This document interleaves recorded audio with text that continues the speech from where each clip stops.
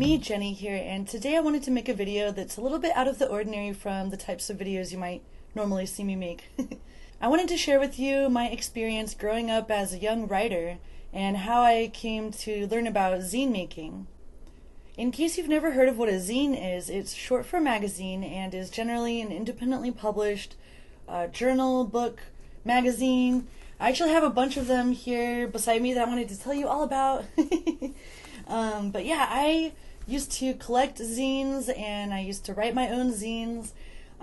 Basically, when I was even just like 12 years old, I would write in a journal all the time. I just had all these different diaries and literally stacks of diaries from my childhood.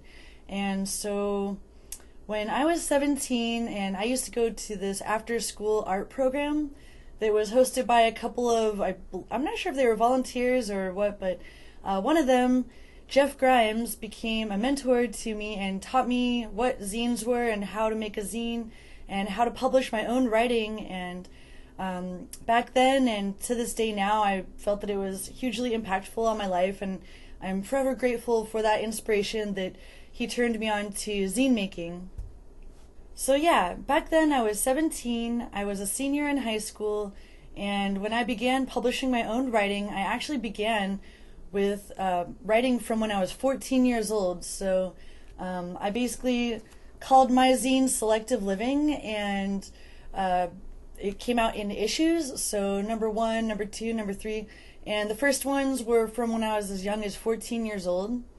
And I can tell you right now that some of that writing, it's not necessarily the greatest, but it's cute and it's really cool that I made these to look back on. I literally have my first zine right here, and back then I was not really concerned so much with copywritten material.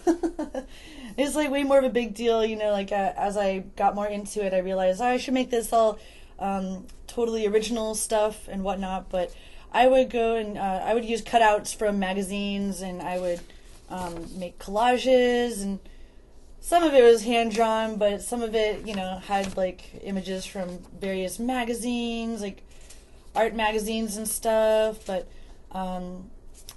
like some of this stuff I drew.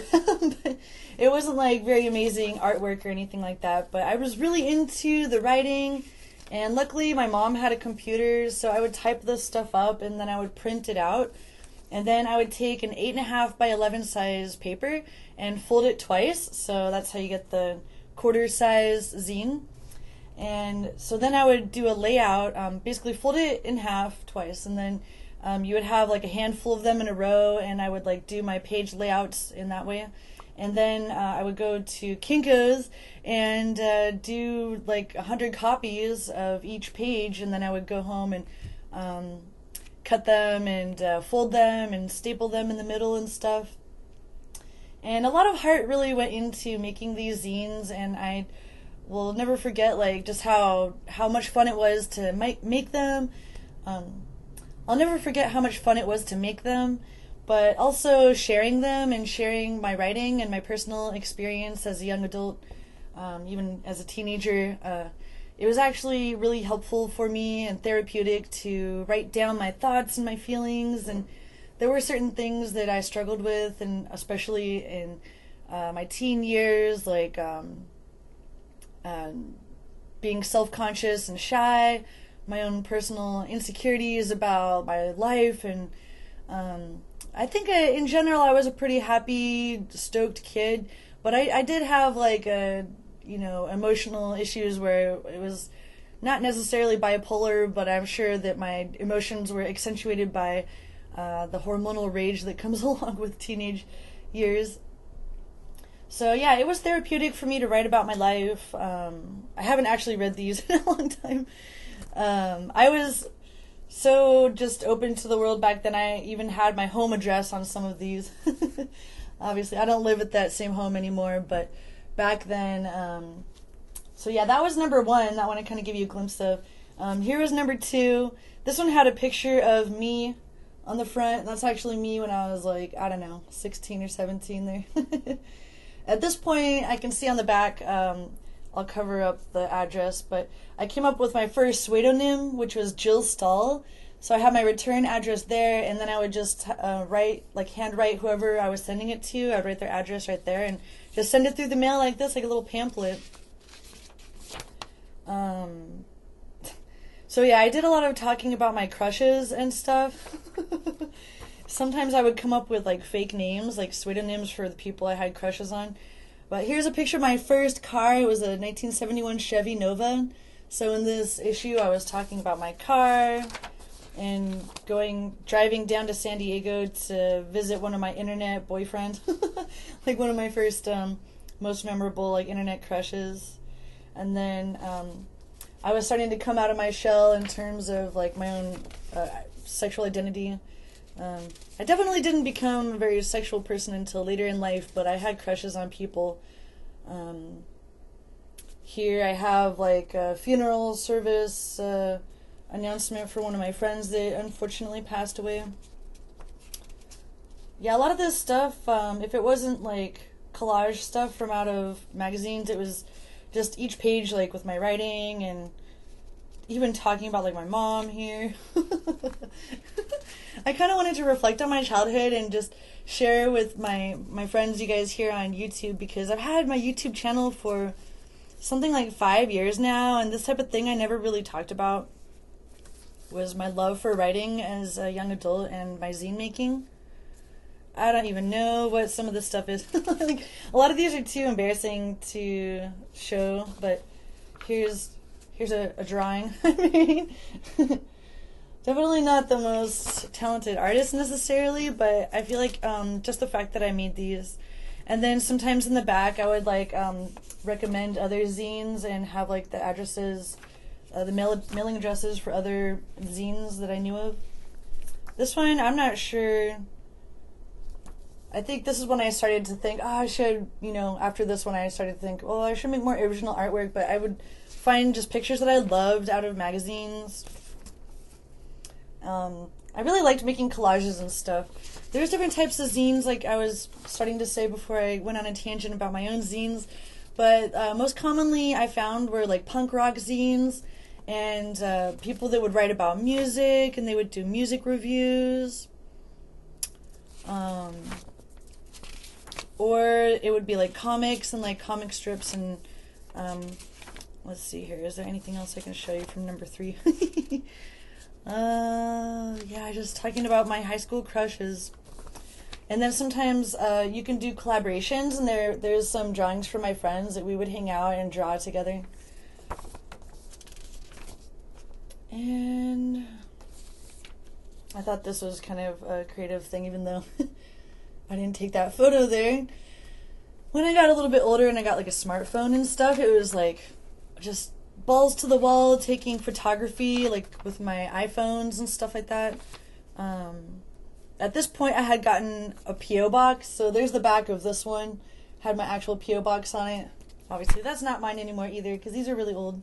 This one's one of the more unique zines that I made. It has a black cover and it had custom photos that I actually took with there's this thing called a quad cam, and they got like mobile apps for this type of thing nowadays, but back then it was an actual camera that would take 4 photos on each picture. And when you were like young, like how I was once upon a time, and you would go to develop film and it would wind up adding up pretty quickly. It's expensive to develop film. Like I would do those disposable cameras and stuff, but the quad cam, it wasn't totally disposable, and it would print 4 per page, 4 per print. So I would cut these in quarters, and this particular episode, I think this one was like number 9 or something. I guess I'm not sure if I have a copy of all my older zines, but I have the originals. So let's see, this one I was actually depressed at this time, hence the black cover. But this was after a really fun road trip. I went across the country with my boyfriend at the time when I was 18, and we took a one-way bus/train ticket from California to New York City. And I wrote a zine about that trip, but then when we ran out of money, we wound up living in Wisconsin for a while, because that just happened to be where we were at the time, and the boyfriend had a sister out there, so we stayed with her for a while. And I worked at Office Max, which was great because I was still printing these zines. And Here actually is a bookmarker that's a tiny little letter from my friend Jeff. And he says, Thanks for the copies of Selective Living. Reading them is like talking to someone you care about. You know, when you stay up all night because you don't want to miss out on any of it. That is one of the sweetest notes ever from the mentor who taught me about zine making, Jeff. And he actually began his own publishing company, and he's still publishing writing to this day, in fact. Here's, God, I was really depressed during this one. But here's the last page of this depressed zine. So this one I wrote while I was living in Wisconsin, and I just kind of like got, I don't know. You know how when you're younger, and I guess even at any age, you can get depressed at different times. But on to less depressing things about zine making. I did at least 11 issues of the Selective Living zine, but these are just four of them that I did, and some of them I just ran out of copies, but I still have the originals, so technically I could go make new prints of them, but a lot of the writing is just a little too embarrassing nowadays. But I have been thinking like how I would love to make a zine, a modern day Jenny zine.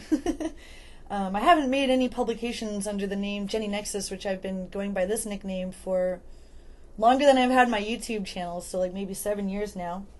But yeah, on to cooler things about zine making is that there was one particular pen pal that I made back when I started, so I probably met him when I was 16 or 17, and I was reaching out and just, it was before the internet exploded, like AOL had already happened, and there was definitely the internet, but it wasn't nearly as prevalent as it is today. And so I would find pen pals generally through these things called discos, like zine discos, and I think, is that what it is? Basically where they would distribute your zines, and it was like different, you know, independent, if they weren't literally publishers, they were distributors, distros. I think that the name was Zine Distros. Anyway, when you would distribute other people's zines, and some people would really get into this, and they would collect zines from all over the world, from many different writers and artists who would create zines. And so I got a hold of a few different distribution people and would like send them my zines, and then sometimes people would buy packages of zines, and so then my zine would be one of like a handful that people would get in these packages of zines, which was really fun. It was so much fun, friends. I wanted to kind of just tell you about how much fun I had as a kid writing, and not only did I get to make new friends through this experience, but then I would get all kinds of feedback and people that would let me know what my writing made them feel, you know, like actually being able to like inspire people or help people feel like they're not alone, or other things that you know. So anyway, this one friend, I mean, I'm pretty sure that I met him through one of the zine distribution people, and his name is Billy McKay. And we would exchange letters, and he would send me his comics, and I would send him my zines, and we each kept each other's letters for all these years. And so many years passed, like over 10 years since I had talked to him, and recently I came across all my zines that I had been collecting, not just from him, but all my favorites over the years. And I found his comics, and I was like, oh my god, Billy McKay, he was one of my favorite artists from back in the day, like, so inspiring to me. And I was like, I wonder if he's still around, you know, and I searched around, and of course he's got his own YouTube channel. I mean, who doesn't these days?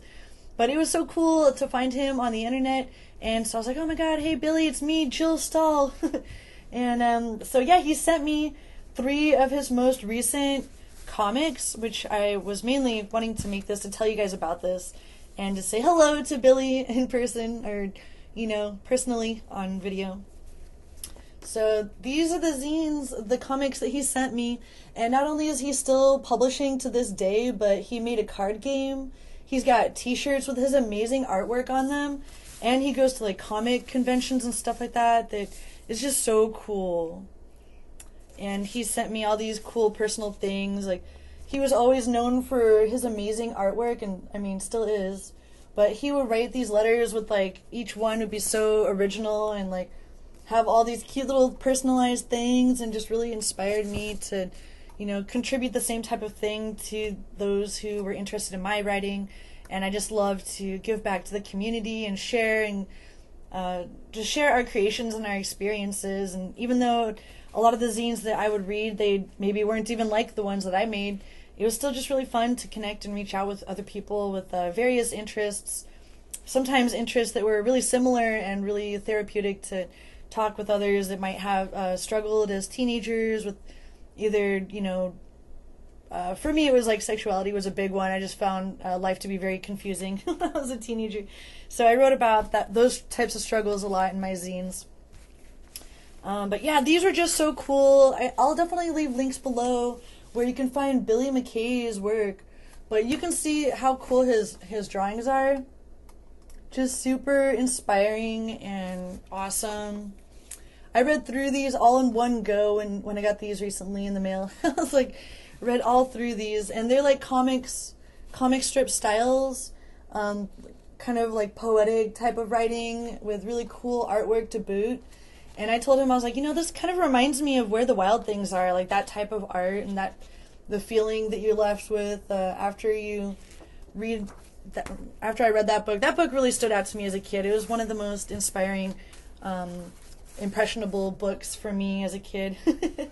But yeah, I guess I'm going to change camera positions just a little bit to show you guys these other zines that I've just been holding on to over the years. And I just wanted to say hello and just kind of open up this other part of myself that I haven't really talked about on YouTube, which is that I loved writing back in the day. I haven't really done as much writing in recent years, but I think that I might want to get back into it. Not just writing, but doing storyboards, animatics, and trying harder to get like some of my ideas out of my mind and like organized so that it can become something really cool, not just an animation, but interactive games. And as you probably, if you know me, then you already know probably that I've got an HTC Vive, and I got to do a little bit of voice acting for different animations, and also in the VR game that we came out with in March, Purgatory Fell. I did a little bit of voice acting for that and helped with some 3D models in that. But I would love to do a zine that's maybe even like somehow digitally oriented, but maybe it could have a paper version as well. Originally, when I branched from like paper zines to more digital zines, I think it's when I discovered Tumblr. And I was like, oh my god, this is the best thing since I discovered zines. And Tumblr is just so cool, and that helped me also learn HTML. I started to learn CSS and HTML through just messing around, making a Tumblr blog. And yeah, that was really cool. I made like 5 Tumblr blogs.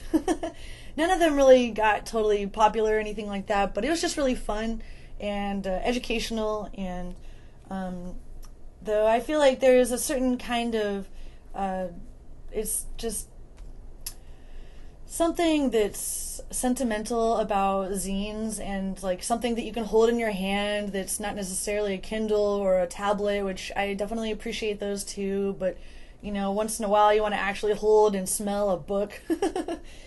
That's how I feel about zines. I personally prefer the smell of fresh zines and fresh books, which is why I love Billy so much. Just kidding. But how like some books, I mean, it's an interesting smell when you smell an old book, but sometimes they really smell disgusting too. Even these old ones I've been holding on to, they're not that bad. I've had them pretty organized in I've got these crafts drawers, types of things that I organize my zines and my crafts and stuff. But yeah, so let me show you these other ones that I've been holding on to. Cool. So thanks for listening to me, friends. I wanted to tell you about this for a while. I didn't make time for it, and then I reconnected with Billy, so I got all re-inspired to tell you about these zines. These were my ones from being a kid. These are the ones that Billy sent me recently. I have a bunch of other comics from Billy from back in the day too, and I would like to do specifically like an artist spotlight on him too. Maybe one day it would be really cool. So yeah, this one was one of my high school friends got into zine making as well, and he is an extremely talented artist as well.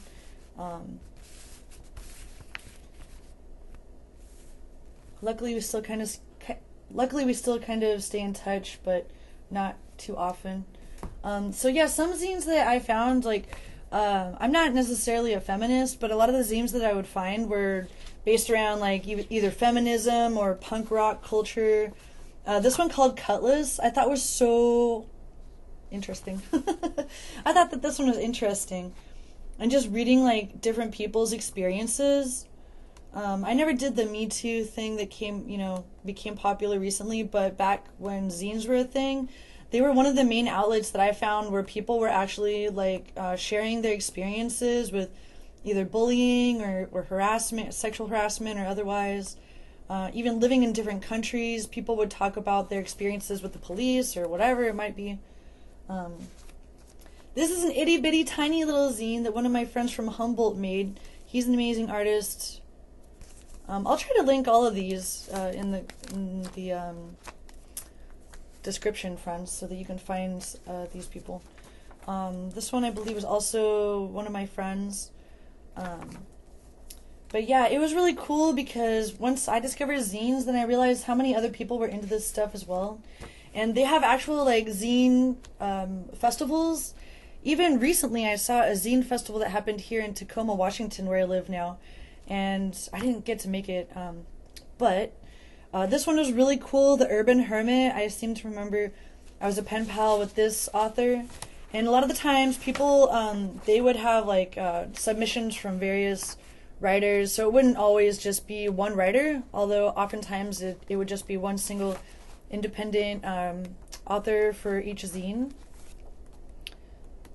with or without features. This one looks like they actually published some other letters from people to the author. Anarchy was kind of a thing for zine. But yeah, I really liked Cutlass, the Urban Hermit. Here's one. This one I believe is by Jeff Grimes, the guy who taught me. Yep, it sure is. Jeff Grimes. I actually kept a lot of these things over the years because they're collectibles, you know? It's like the type of thing that sometimes people would only make a certain amount of prints as well. So you might never see this stuff again. It's like a little portals into history. It's not like regular books where there's like 5,000 or 100,000 printed. Like if you're lucky, there's 50 printed, or maybe a few hundred if people really go out of their way to print a shit ton. This one I really liked a lot. This girl, Pirate Jenny. I believe I met her in person one time at a Zine Fest in Santa Barbara. I know for a fact that one time I got a little booth at a Zine Festival in Santa Barbara. It was so long ago, friends. It was probably in like 2000. But this one was all about gender stuff. All kinds of different... I just really loved reading about this stuff, especially as a teenager when I was trying to figure out more about myself. And this one was definitely very helpful. I mean, lots and lots of stuff here. Here's an actual like email that she printed out to me. She's like, I am working on a personal zine, Bitter Old Jew. You will get a copy as soon as it's complete. It will be a bit. Oh no. She's like, I tried to email you 1 billion times, but your email, it changed. Cute. Yeah, I don't even know if she's still around, but I'm sure she is somewhere. But these were so inspiring to me. And I was just like, oh my god, finally, someone that's not like holding back. Like I feel like it was just really useful. Here she's even got a punch card. Sabotage punch card. 10 acts equals you get a free issue. So cute. Boy, girl, burl. Just so many cool. Alright, this one is also from one of my high school friends. Bouncy Ball Man. There is some points in school when I thought I didn't have that many friends, but then long after I graduated from high school, I looked back and I was like, I had so many friends. What was I even talking about? At least a handful that were actually good quality friends that I still stay in touch with to this day. Even sometimes, we don't even talk for like 10 years, and then, once you do get back in touch, it's like as if no time ever passed. This one was another one from my same friend that made this one. I didn't ask him permission if I could tell y'all about his zines, so hopefully he doesn't mind. But he also did like writing and art. Here's another Cutlass. So like some of these I would save every issue, because if I really liked them, then I would collect them. And it's really cool. You know how there's like super popular superhero comics and stuff? The cool stuff about these is that they're from indies, you know? And in today's day and age, I'm all about wanting to make indie games and indie cartoons and doing voice acting, and who knows where some of the people that made these zines that I loved so much, like where they are now. Like for all I know, these could be animations. So that was one reason why I was really glad to get back in touch with Billy McKay, because he did in fact make a game. He made a card game with his own art. Here's one called Brown Rot. I mean, I could spend all week just reading this stuff over again because it's been so long. Tips for living car free. I mean, all kinds of cool stuff, you know. I just really appreciated, and I still do. This one, here's another Cutlass. Some of these were free.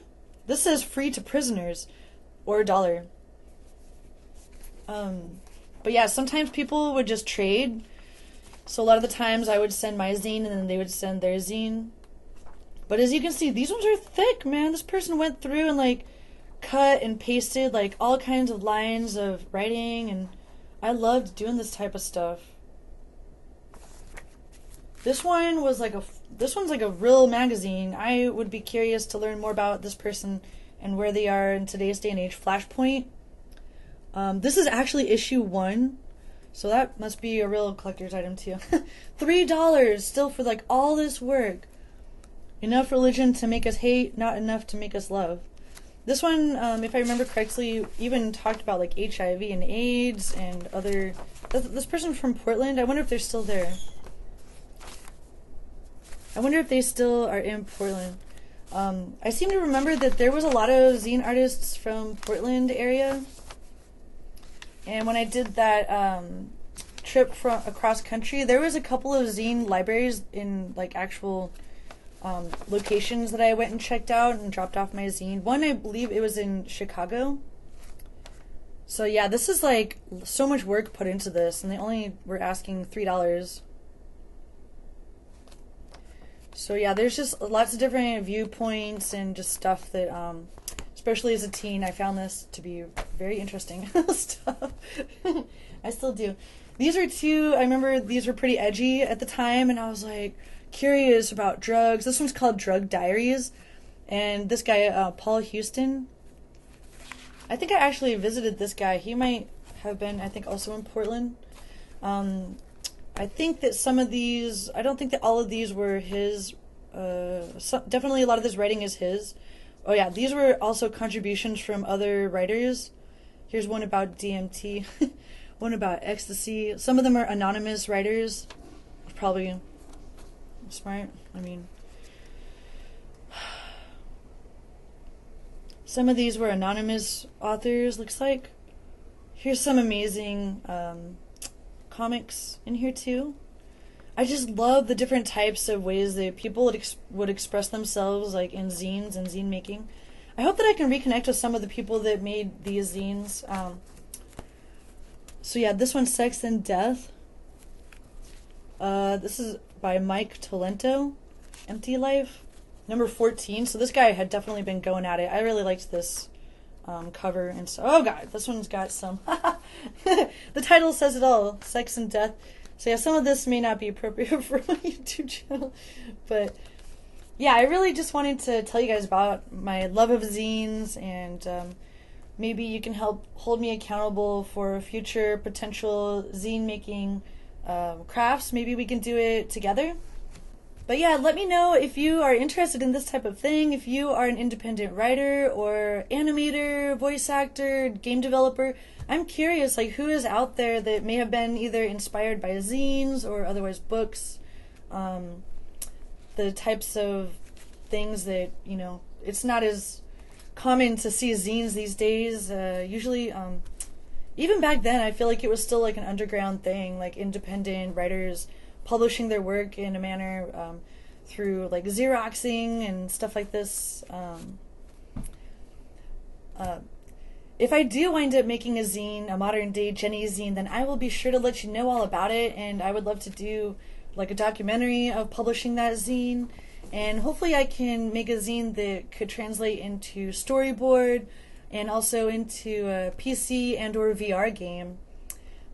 That would be really cool to share that experience and the development process of something like that. But it's something that's been on my mind for quite a while. All the way back in 2014 when I started to learn programming, I made 2 dress-up games. And then last October, 4 years later, I made a WebGL game in Unity. It's just a simple timed shooter. You gotta like shoot all the pumpkins before the time is up, and it's pretty simple, but it's something that I made from scratch. I made all the 3D models in that game. It's called Blue Balls.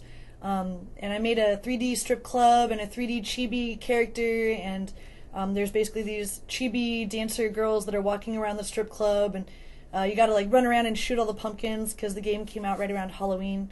But I was pretty proud because I made that from start to finish, and I did also stream the creation of that game on my Twitch channel, and it's I have some videos about it on my YouTube as well now. So if I did do a game that somehow correlated with zines, maybe even some kind of rehashing of my old writing, I don't know, like it would be cool to kind of take my life in a nutshell and somehow share that in a digital art form that still pays homage to my love of zines and how writing really brought me out of my shell. Like even long before I learned about zines and actually publishing my writing, like I mentioned in the beginning, I had just stacks of diaries and journals, and even when I was like, I don't know, maybe even as young as 6 years old, I would write in my little journals, and I still have them somewhere. But the type of writing from when I was a kid, you know, is kind of ridiculous. It's almost always about having crushes on boys or girls, or fights with my mom, or wanting to run away from home, or just things like that. But yeah, it was really fun, and thank you again to Billy McKay, who sent me these recent comics. I have some of his older ones in my files as well. And thanks again to Jeff Grimes for giving me permission to shout you out on my channel, and just really proud of you and both Billy and Jeff, and hopefully I'll be able to reach out to some of the other authors who made these other zines that I've held on to for so long and reconnect with some of them and just say hello. I'm really curious, like, where are you now? Like VH1, where are you now? Remember that show from back in the day? Or where are they now from VH1? I should do a series on, like, where are these zine authors now? I am really curious, because who knows, like, maybe some of them are, like, working for Adult Swim or Cartoon Network now with all these amazing drawings and stuff. But yeah, I guess, well, that's kind of a long-winded vlog, and it's not necessarily the type of video I've done very many of, but I would like to potentially do more vlog type of videos and share more about my personal life with you friends, and the things that matter to me, the things that have changed my life, and ways that I would like to either collaborate with you or just others, skill share. And when I searched on YouTube, like, oh, who else is into zines, I found a handful, one in particular channel, that a guy that makes zines all the time, and he's a photographer, and he's been publishing zines for years, and it was just really cool, refreshing to see that zines aren't dead, man. They're just in different forms, even like out on YouTube. Like, it's just really cool, the evolution of communication and art and knowledge and information, and how people are able to connect with one another. But yeah, so if anyone has any ideas of how you would like me to share my knowledge or my skills, or if you have an idea for how to, if you would like to collaborate either with me or among your own social circles of friends, like, I'm curious, like, what kinds of projects that you're working on, or that, you know, you're interested in delving into. If you're into developing video games or using Unity or 3D modeling, I'm always interested in talking about that stuff and curious about what others are up to. And sometimes I am able to cross-promote with others who are, you know, working on similar types of projects and stuff like that. So keep me in mind if ever something arises that you think I would be perfect for, like a character in your cartoon or your indie game. If you need extra voice for your indie game and you think that I would fit character, yeah, just let me know. There was once or twice I got to do an interview about just like my projects and stuff, so I was thinking about doing interviews or artist features on my channel as well. So if you are a game developer or an artist or a writer, or you have a specific project like a VR game or something that you want to promote, you think it would be awesome to feature on my channel, let me know. Because my channel, I'm still learning even after all these years, like what does well on my channel, what I want to do, what benefits others, and like how to kind of have a consistency but also fulfill my personal goals and desires for having the channel, and what we could do together as a team. But yeah, so thank you very much to anyone who watched this video, especially if you made it all the way to the end.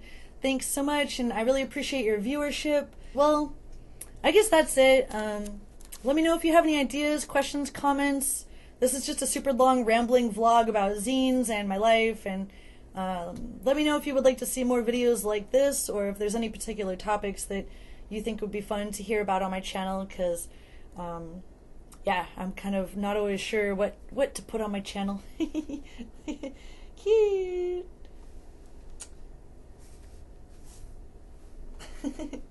Yeah.